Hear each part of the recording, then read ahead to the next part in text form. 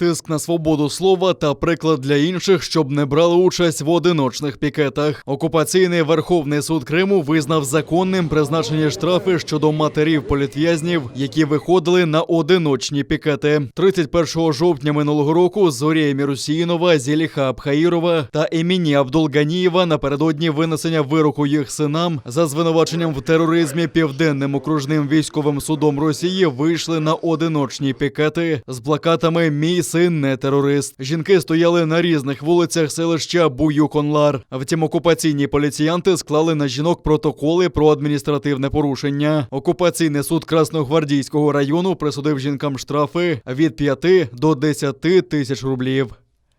В данных пикетах не установлен организатор. То есть, по факту, нельзя привлечь человека к участию в несанкционированном публичном мероприятии, если отсутствует организатор данного мероприятия. Это определенный заказ. Заказ на что? Заказ на ограничение свободы слова. Верховный апелляционный суд, если не ошибаюсь, Российской Федерации вынес решение. Это было не сегодня, но он вынес решение в общем, что все одиночные пикеты, связанные с одним умыслом даже, если или замыслом, или же, допустим, например, одной тематикой, не являются массовым мероприятием. То есть, и их нельзя подтягивать под массовое мероприятие. Получается так, что один судья говорит одно, другой судья говорит другое.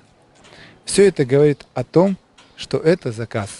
Заказ сверху. Сказали, штрафуйте их, выносите решения не в их пользу, дабы такие, как они и им подобные, не выходили с одиночными пикетами и не говорили.